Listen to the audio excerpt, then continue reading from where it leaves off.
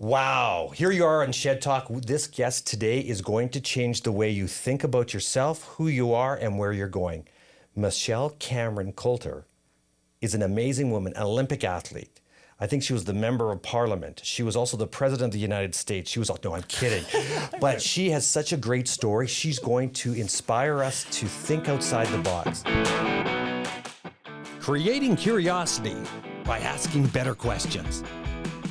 This is Shed Talk. The energy we put out is the environment we create. Mm-hmm.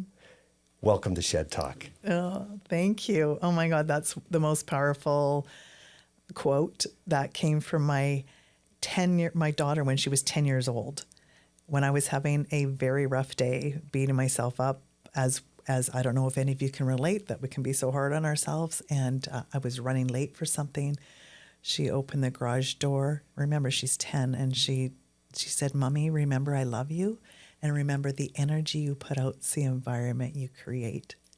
That should be a bumper sticker. That hit me between the eyeballs. Like, it was just like, oh my God, so true, so profound. That young lady is now a teacher and has her master's, and she's probably one of the most compassionate people you will meet. And she was born to be a teacher too. So let's break that down a little bit, because it was interesting. Because when I first heard it, because you did a TED Talk, and the TED Talk was in April, I believe. It went live in April, yeah. And I listened to it, and it was so inspiring that quote that I heard, that I went, wow, for a daughter or a family member to actually come up with a great saying like that, and that actually had meaning in the heart when you think about it, that really, really hits deep, and then you can put a visual to it. Mm-hmm. How did she learn stuff like that? And why?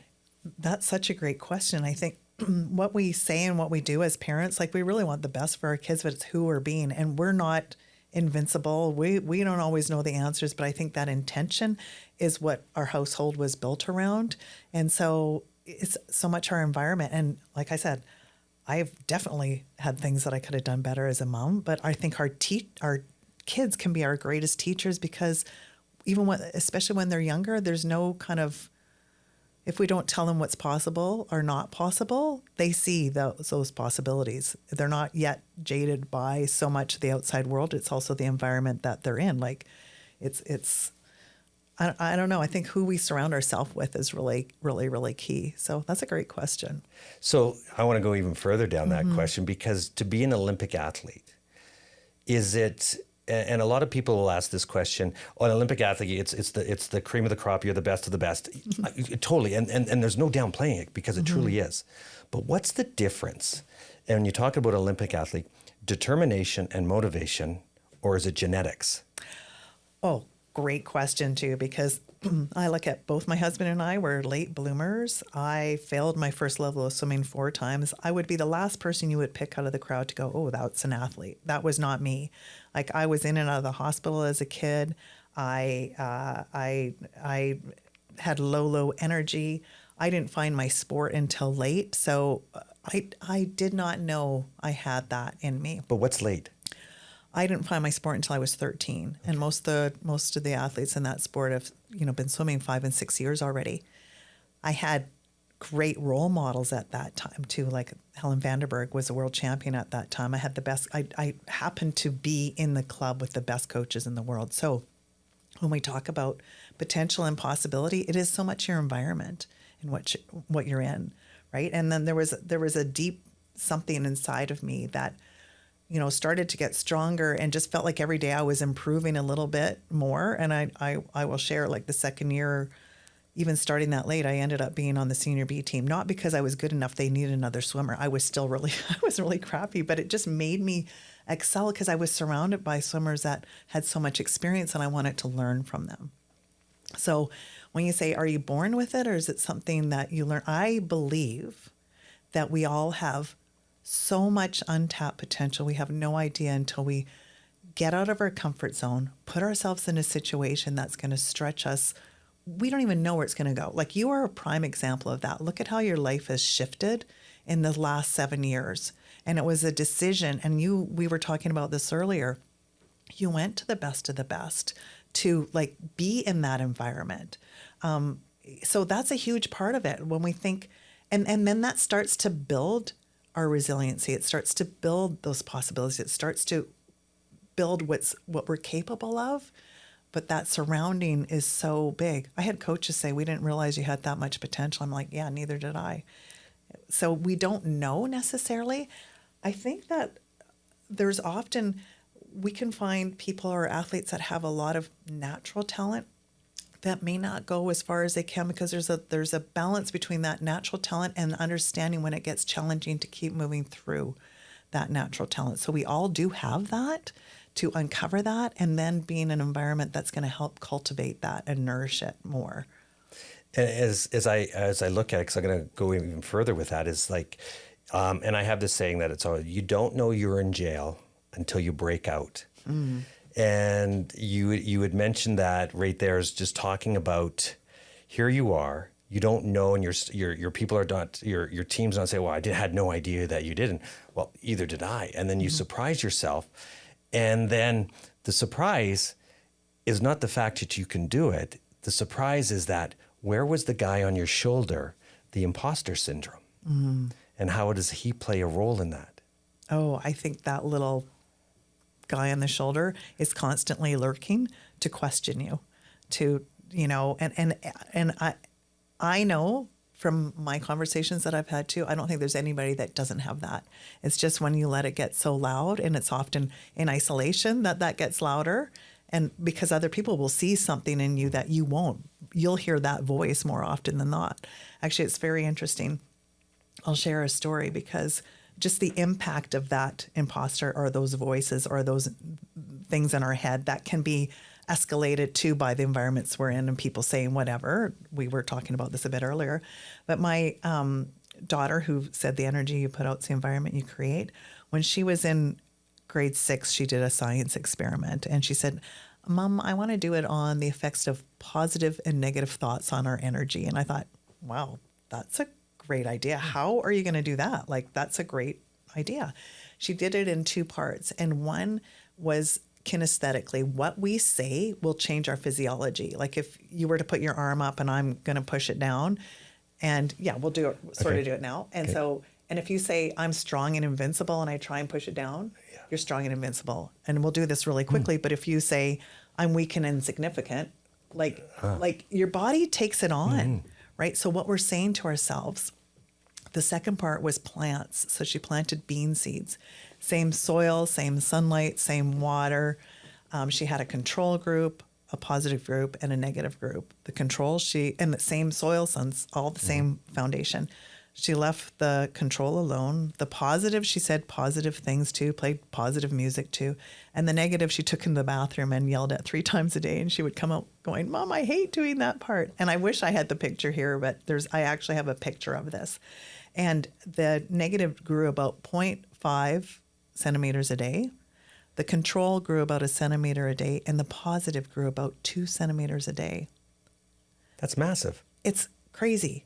And way more leaves. Like, I wish I had the picture to show you. It's incredible to see that. But it's like, so what we're saying to ourselves has so much impact. If it does that on a plant, imagine what we're saying to ourselves. Imagine what we say to each other, not even knowing the impact of what we say has on a person, whether it's like, who do you think you are? What we're saying to ourselves, or someone else saying that, or, oh my gosh, you can do this. You've got this. So that voice is always there. And the first thing is really awareness of understanding the impact that voice is, that imposter syndrome of like, one, knowing everyone has this. It's especially when you're starting something new or you're getting out of your comfort zone, that little voice is going to be there. No matter who it is. Like, everyone listening can probably identify, but how do you change that, right? This is why I had this little guy here on my shoulder. When you remember, we talked the bobblehead before, and he's looking right at me going, okay, with his hand out. And it's stop right there. Stop what you're doing and talking about yourself, and control what you're saying, and how powerful that really is. Yeah, pausing and realizing that, and you probably know this as well, for sure. Like, we have like 60,000 thoughts a day, and the percent that is negative is mind-blowing. Now that we know that awareness is so important to go like, is this, okay, I might be scared, this might be whatever, and what do I get to do to move forward through that? Like, so it's constantly being courageous, constantly surrounding yourself with people that see something in you, changing and flexing that new muscle constantly. So now, again, I want to go back because it's interesting. Your daughter did this experiment, not knowing her results from it, and you're happy with the results because you understood what the results were. Now, before your daughter, and go back into now, let's talk as being an Olympic athlete, understanding where you were at. You are having that in there that you're going to be fat and overweight because you had brought that up as well, and how much that affected you. When did you realize that you needed to take control of your own narrative, your own self-talk? Okay, I'm glad you brought that up because we were talking earlier about, how we can be so hard and what it takes to get to the podium and what our bodies are capable of. And I shared with you like such the challenging part in my life through the last 5 years of my career. I dealt with an eating disorder. I had a coach say, "You're getting fat." Well, you're training 6 to 8 hours a day. How do you possibly, eat less and train more at that level? And I realized that now, as I look back, it was this feeling of insecurity or feeling not good enough. And I also realize how prevalent that is, not just in high performance sport, but people generally. And I used to say just women, but I've had so many men reach out to me since I've been open about this too, like that we can be so hard on ourselves. So when you said, when did that change? Like it blew me away that I competed at that level and held that together through what I was putting my body through is insane. And 10 years after, like the year I finished swimming, I gained 40 pounds that first year because my metabolism was so wrecked. Right. And I was doing all these amazing things, but I was being so hard on myself. Like I had lunch with the Queen. I have amazing pictures that I don't even like to look at because I knew what a non-healthy place I was in at that point. So when was the turning point?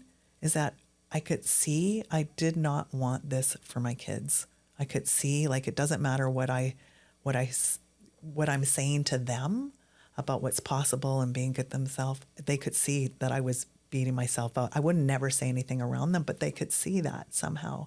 And so that was my kind of wake up. I didn't want that for them. And it literally, I remember standing in a shower and just seeing a big stop sign, just stop, like realizing that impact that it was having. Now, the stop was the stop on the eating disorder? Yep.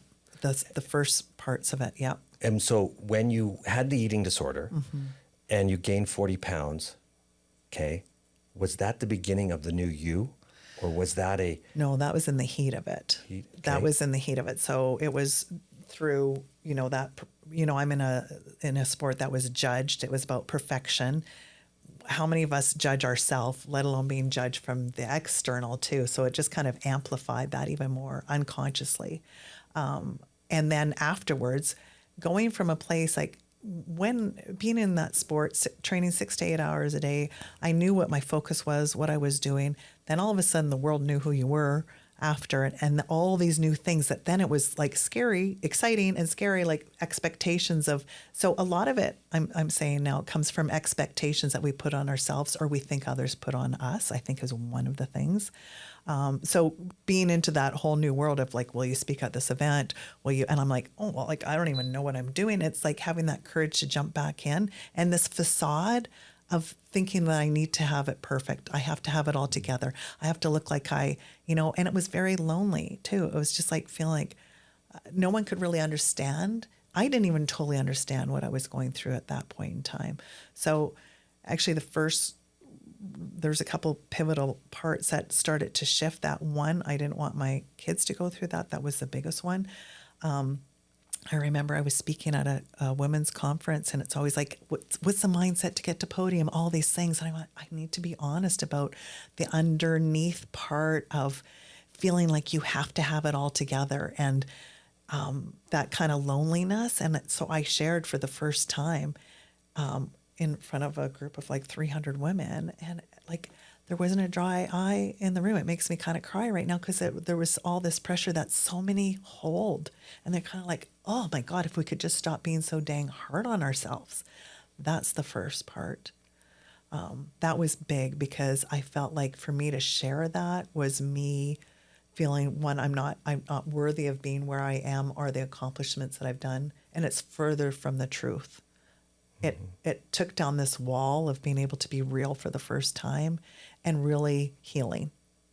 So when you shared that with the group, and I'm going to say like it's more cathartic. Okay, here I am, and I relate to you as in a business sense because as entrepreneurs, when we own businesses, we have all our staff, our 50, 60, 100 staff members are relying on us to be the best and leaders and the best that we possibly can. We have to make payroll. We have to do all this. We have to jump through hoops and we have to be so positive all the time. But nobody really knows what it really feels like to hurt. And the only people that really know what the hurt and the feel is other entrepreneurs, as in other great athletes like yourself. And taking that and talking about when you're in that transition, who was mentoring you through that? Or did you have a mentor through that? I didn't necessarily have a mentor through that because I felt like there was still so much kind of shame or what will they think? Or, it was like feeling like this crazy expectation of I got to have my stuff together. And so now that's why this conversation is so big, because I think when we let go of that and you have a safe place to have a conversation or a community to have a conversation, small, like it's not, that get you to help you move through those things. It's not coming from a place of victim, but here's the stuff. What can we let go of? That's not like that's holding you down. That's not necessary. And that we get to be real, like the pressures of a CEO, the pressures of, even a parent, when you're trying to be the best and you still, we think it's a weakness to ask for help, and it's not. It's actually one of the greatest strengths that you can have. And it's not coming from a going into a victim place, but I need help. And how can I get the support? Because we're in the foundation of all, we're all human. That's why going back to that little voice, that imposter syndrome is that human just kind of going, oh, like if they knew, then I'd be whatever. And it's like, no, when we know each other's stories, we want to support each other even more. That thing of pulling down each other, it's more of a lifting up. Oh my God, I get you. You get me, because we're way more alike than we thought we were, and we can rise together.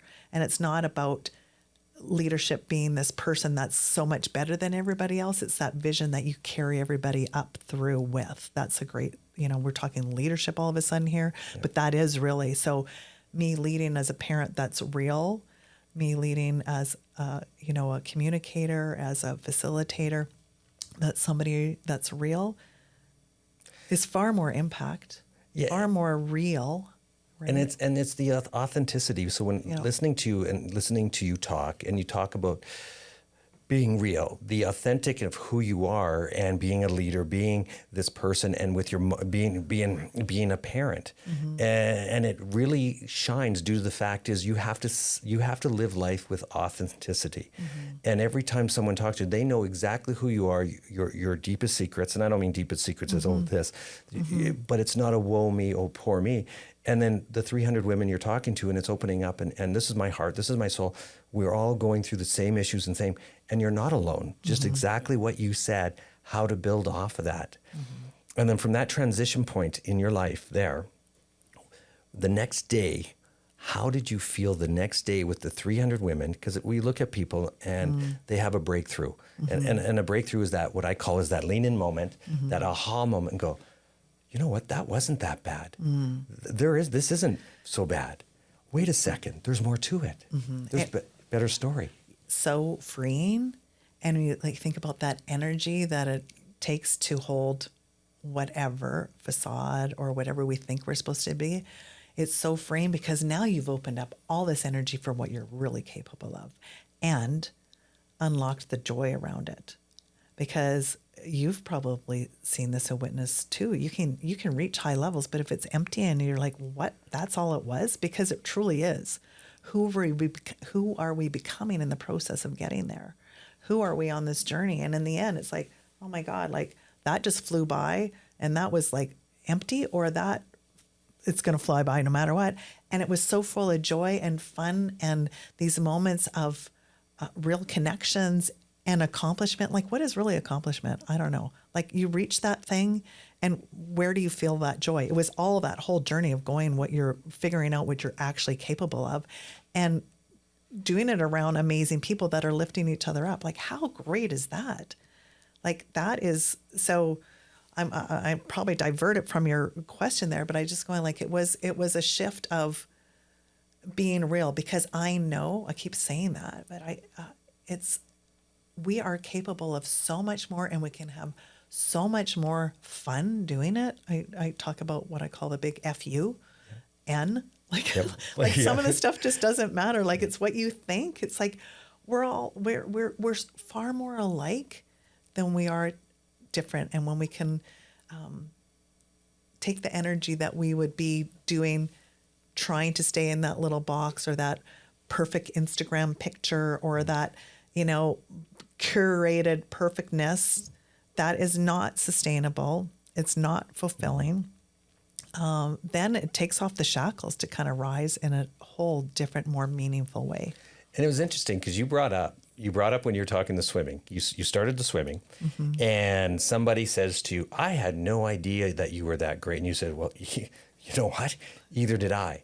Then all of a sudden, fast forward to it, you're talking to 300 women, and talking about taking your vulnerability out, and then not knowing and saying the same question. It's like correlating the two different points in time that we call stepping stones, that this was the stepping stone that changed your life. Then all of a sudden that I could do anything. Then the next stepping stone became all of a sudden the 300 women, and you're able to open up the Pandora box and say, no, I'm going to open it up and show you exactly where I'm at and the next step. Yeah. And I love that. And that we don't have to we don't have to be in that part of it. The sooner you let go of that part of it, the imposter syndrome, all those things, and what we think we need to be, then that's the freedom. But I love how you tied that together of like it taking into the next, it really does take it to the next level and opens up even more possibilities, which is the name of my company, Inspiring Possibilities. Like, what are we actually capable of? Hey, take a minute and smash that subscribe button, and let's get back to the episode. Inspiring possibilities. People are listening. People are asking questions. And it's a great storytelling. Everything's great. And we've got our guy now. Inspiring. Tell me, possibilities. And where did that come from? Correct. I'll share where that came from too, because my company originally was Gold Medal Inspirations, because I believe that we all have gold medal potential. It's not necessarily podium, but we all have these gifts that have so much possibilities in it. And it was a time in my life, I was actually expecting our fourth baby. We have four kids, all now young adults, and we were going through a rough road of time. And every area of our life, our relationship, lost everything, basically started all over. And Financially? Everything, yeah. Okay. And our relationship was struggling. My husband was hospicing his father. Our marriage wasn't doing well. We had grown apart. We had it was a very, very tough time. And actually, when I had my youngest one, they actually thought I had a minor heart attack when I had her, because there was so much pressure in every area. And I look back, and that was one of the toughest times, and it was one of the greatest gifts too, because we just hit such a huge reset button, and it was deciding that we wanted to let go of the stuff that didn't matter and really focus on rebuilding again. And I remember I'll share, because I know that sport is so important. I had one of my friends who was like an angel friend who gave me the funds so we could keep our kids in their activities or sports. And it was never about podium. It was about, we knew that's a really healthy environment for them to be in. And I remember I finally had enough money to get a second vehicle, driving the kids to school, and a fight broke out in the back seat of the car. Like, for any of you who have kids, you're like, oh, he touched me. No, they started it. And I'm like, well, cool. Let's change the environment. And I thought, we hadn't been on a family vacation or done anything for a while. And I grew up in a very resourceful family. Just to rewind a little bit, I grew up in a blended family of 10 kids. My mom was on her own with 4 of us. met my dad who had 5, adopted us all, and they had one together. So we grew up in a blended family of 10 kids, and it was like the Brady Bunch on steroids. And it was so much fun. And it was crazy, like when you blend all these together. My mom was one of the most resourceful people you will meet. When she was on her own, she got a real estate license and was the top realtor in 3 months because she needed to. She had 4 little kids. When she married my dad, who was a chiropractor, and I joke that he kept me in line in more than one way because I was this not healthy kid. Like that's when I started swimming. That's when I started getting healthy, my mom ended up working for the airlines, and we would go on family vacations. Like imagine you don't get hotel rooms with 10 kids. So she was like the first Airbnb. We were the first Amazing Race too. She'd like pick a destination. We'd split up into teams to get there. And then she'd have an envelope of money and go to a place that was for sale and rent it out for that like 2 weeks that we were there, like super resourceful and creative. So I learned from my mom, there's always a way and you'll figure it out. And so this fight breaks out in the backseat of the car, and I'm like, okay, let's change the atmosphere. Let's plan a family trip. They're 10, 8, 6, and 2. Where do you think they're going to want to go? Disneyland. Right. Yeah. Well, they wanted to go to Mexico. My birth father lives in a little fishing village in Mexico. They had been years earlier, and there's like little shanties behind, and they had made friends with the kids there, like that have nothing. And they're like, Mom, could we go back to Mexico? And if we go, could we bring some toys for the kids? And so this fight in the backseat of the car turned into this magical place. And I dropped them off again. This year when my daughter, this is such a transitional year when my daughter was in grade 6, because that was the same daughter who said, when I let her when they got out of the car, she goes, Mom, we're going to need a plane. And I'm like, this vision from if we share what we have, if we get some of our friends to share what they have, there would be no one without. I get home that night and our house was still in boxes because we were renting. And she came up with this little CD, and it was Billy Gilman. He was on Oprah years ago, and he had the CD, and it was One Voice. Some kids have and some kids don't, and some of us are wondering why. Mom won't watch the news at night. There's too much making her cry. 1,000 prayers, a million words, one voice was heard. And she goes, Mom, we can call it a gift of love. And I'm like, oh my God, like this, you tell kids, like have this vision, do something. I'm like, okay. So it was amazing what happened in the next 6 weeks. Like I phoned another friend of mine who had 4 kids, and her husband was part of an airline. And they said, come in and present. The kids were 10, 8, 6, and 2, presented their idea, and they turned around and said, you have a plane. And I'm like, what? My mouth just dropped. People didn't know. We didn't know how we were making rent. And here this miracle starts to happen. In 6 weeks, we ended up having 70 kids from 22 schools who became the ambassadors for their schools.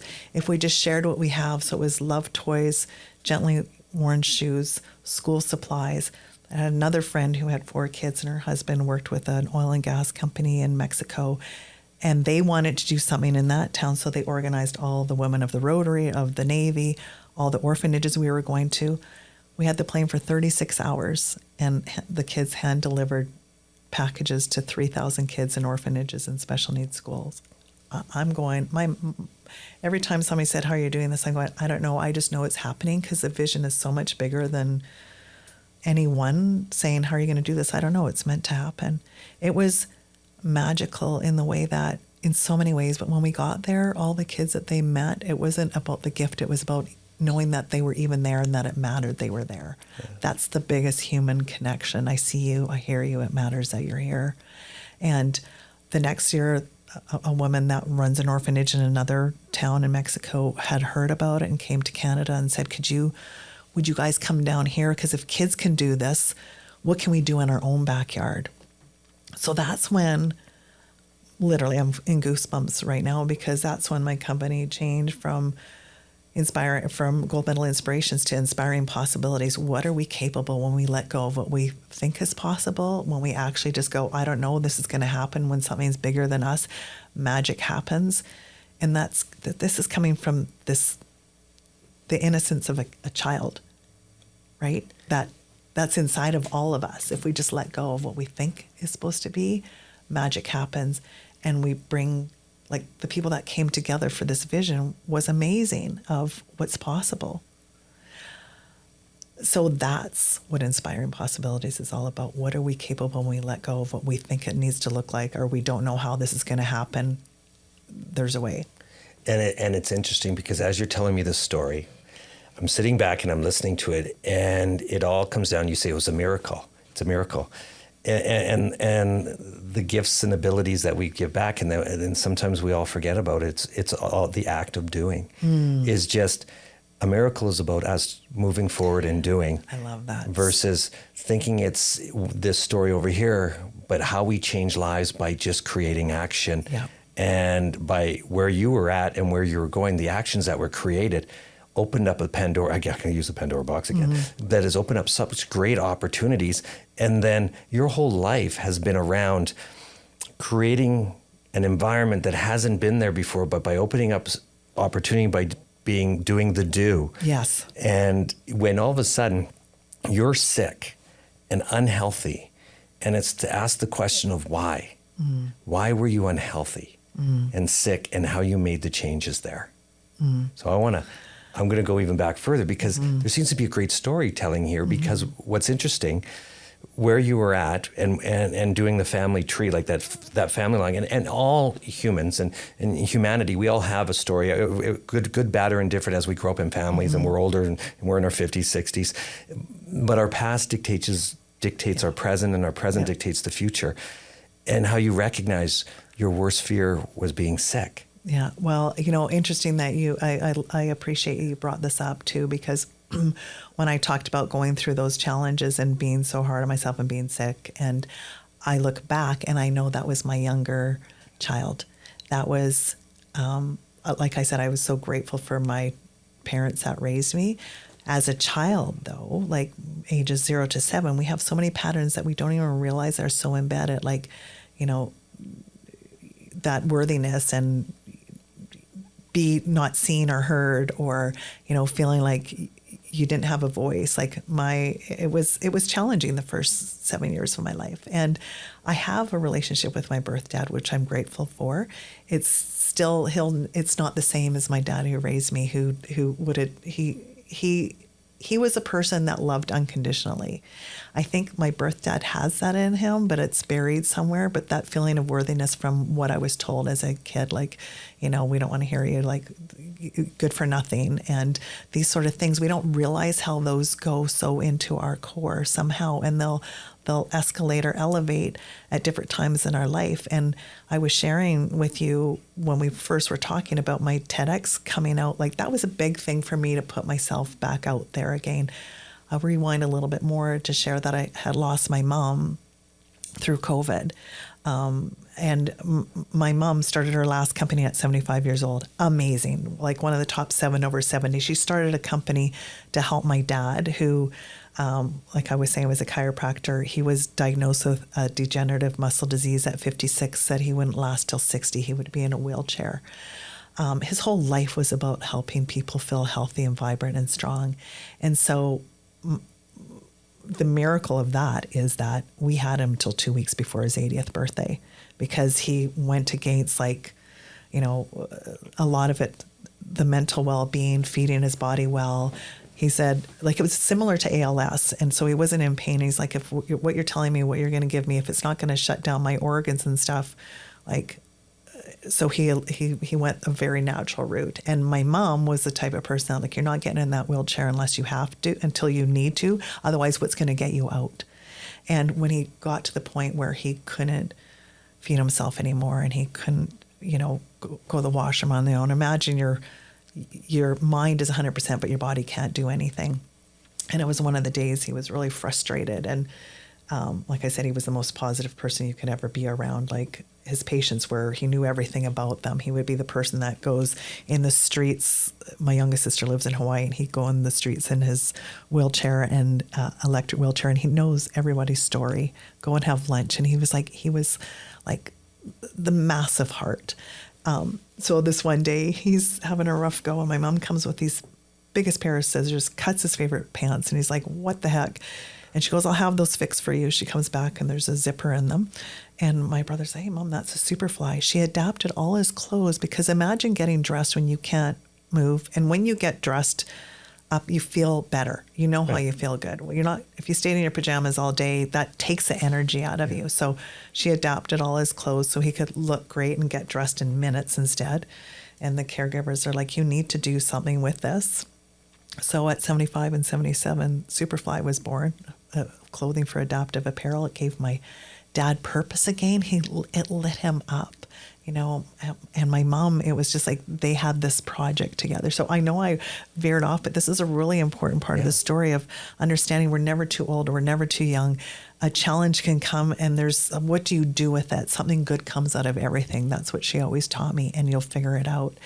And so, you know, what are we capable of? That comes back to that back seat of the car of like, with the fight, how do we change this environment? What are we capable of? How can we switch the situation?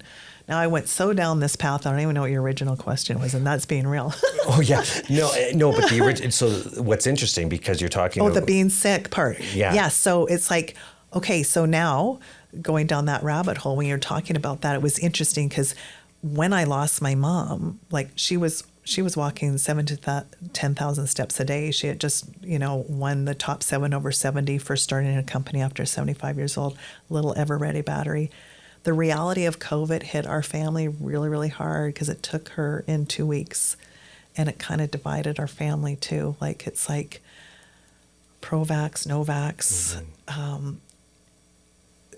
I do want to touch on this for a moment because I think one of the things that was so hard in that whole time is everyone was making a choice somehow out of fear. And so if we all just understood that, you know, because we needed each other, I'm talking about society as a whole more than ever. So we needed each other. So, you know, fast forwarding a little bit after losing my mom, that hit me so hard because I worked quite close with her with Superfly, and her and I went head to head a lot too because we were both very strong-minded, but it took the wind out of me, like, and it took me a while to get my feet back up again. And so during COVID and around that time too, I was trying to put something positive in the world, and that's actually when I started my podcast inadvertently.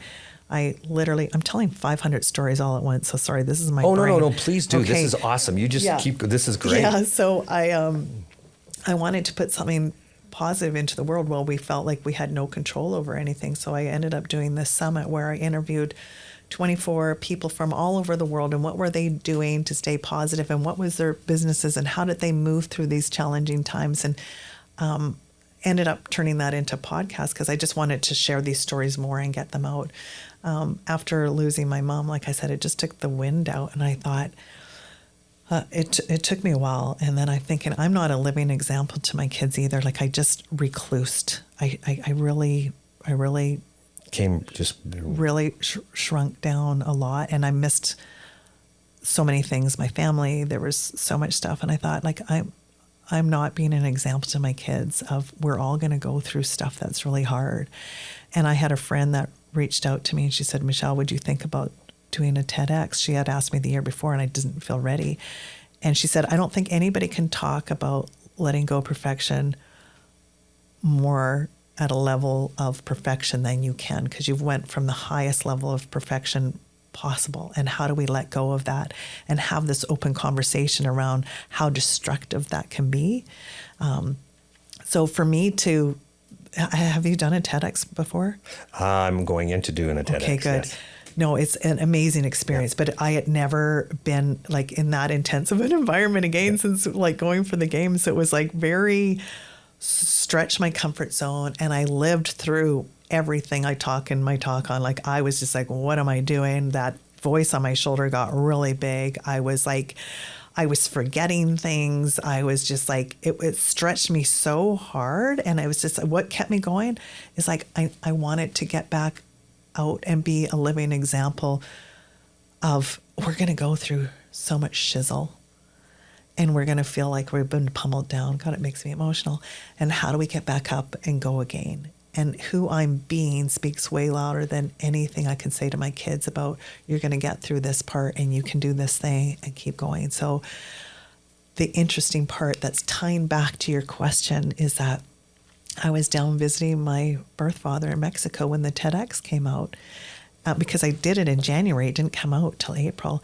And he really doesn't know much of who I am to the core at all, or what I do, and has never really had an interest, and is like, really doesn't care. I'm sure there's a part of him somewhere, but when I was there over those 2 weeks, I was in tears so many times of just feeling like I was going back to that place again, wanting to be seen and heard by him in some way, which there's an 8-year-old in all of us that either has that level of being able to open up that way or not. And we were also talking about how timely Mel Robbins' Let Them book is, like, so profound, so great, of what I got to understand, that I got to let go of that longing of somehow feeling worthy or loved. And I actually lost my voice for 10 days when I was there, like physically lost my voice, and was sick for almost a month. And I see how deep-seated some of that stuff is, that we don't even realize how deep it is until we're in a situation that is stretching us back to grow. There's going to be something that wants to potentially be something that wants to pull you down. And so I'm grateful, as hard as that the last few months has been. It's reminded me on steroids, for lack of a better way of saying, is that there's going to be a constant journey and evolution. And for me to understand even more, we never totally heal from those things, and they may flare up, but no, we have the tools to move through them. So it was good for me to figure out, how do I get back into a healthier state of mind again and let go of expectations. So how did you do it? I gave myself time to heal, and I was easier on myself. And I just, like, I literally lost my voice. I'm just getting it back, and it's been almost 2 months. I was really, our body takes on stuff. And so we get to listen to our body. What is it taking on? So I was frustrated at points. I had to be gentle with myself. And if you go to my TEDx and listen to it, seriously, it's getting to that foundation. Nap, snack, play, celebrate. Nap, get rested. Your body's asking you for that, like, fuel your body. Snack, what am I putting in my mind? How is that little voice on my shoulder? Like, what am I feeding my body with physically and emotionally, mentally? Play, get outside, go and have fun, let go of these expectations, like find the joy, crank on the music, have fun, and then celebrate. Okay, it was everything to get out of bed today, and I'm going to high five myself. Yay, like, I did that thing. I'm moving in the direction that I need to go, because those are the foundations. And the last big one is get in a community that supports you. Don't try and go through that alone, right? It's so, like, having these conversations and going, okay, I need support around me. We all get to have that. How do I move back through this again and be stronger, even more resilient, and open up the capacity for what I know is ahead, to be able to have the capacity to do what I really feel like I'm called to do. So here's a question for you, and you just mentioned this a bit. So you nap, snack, play, celebrate. Now, taking in my age category, so 57, an older gentleman, and I recognize the suicide rate amongst men between 55 and 75, highest going out there. And my listeners are probably all over the map, and young guys and women in too. What would you say to them, to say to their mom, to say to their dad, okay, that are older, my age, or maybe your age as well, that would open up the Pandora box, again, Pandora box, I love saying this, and stuff, to their parents, to be able to say that it's okay to be vulnerable. Because as parents, we're strong. We say that, yes, we've just talked about being vulnerable. It's easy to say it. But as young people, what would be the words that young people should say to their parents besides, I love you, Mom, Dad, I love you? And like your daughter said to you, the energy we put out there is the environment we create. She said that was an impact, an aha moment. But as where we are today, what is that one thing that young people should say to their parents, to their dad, or the single parent out there, so that they can open up and create vulnerability? Wow. That's such a great question. It almost makes me cry because I had to think of it too for myself, because yes, we recognize men and women and being vulnerable as we're older, and here we are, but we don't have to have the answers. Right. But is it that, hey, Mom, Dad, or Joe, whoever you are, I love you and it's okay? Mm-hmm. And what is that? I think, talk. Oh, what a beautiful question. And this will be something we can continually play with, mm-hmm. because we don't exactly know. I don't think there's a magic bullet, but it was when we come from that intention. Like if I would have just let go more, even with my mom, instead of thinking what I want to hear, it's just like being totally open and understanding where my mom was coming from, or understanding potentially where my dad is coming from, that we're all human, and that like foundationally we're human and we're a little kid inside. Have you ever seen that picture? And it's like a wire picture of two adults back to back, and in the inside there's pictures of little kids, two little kids reaching for each other and they just want to hug, So it's like we just want to be seen and heard. And I think it sounds strange, but kind of letting go of that expectation and saying it's okay if we don't know it all. Like it's okay if we've made mistakes. It's just like if it's coming from that intention of love and wanting to connect. And I don't necessarily have the answers, because I still some way want that with my birth father. And I think it feels lighter in my heart now. I just talked to him like last week, and we had a great lighter visit. Like I came in to it with a different energy than before. It was like fighting for this, wanting this, like this push up against something. And the more I pushed, the more it hurt. Mm. And when I came from letting go and not that expectations, just even to call him and say, hey, how's it going? And, have a conversation that's really not about a lot of things of depth, but there is a different energy around it. Right. So I think I don't necessarily have the answer to that, but I think it's what energy we bring to it. What's our intention? What energy do we bring to that conversation we're going to have? And if we're coming in defensive and wait, this is going to happen, come from, there's a little kid in them too. Right. That's amazing. You know what, Michelle? This has been an absolutely wonderful time having you on Shed Talk.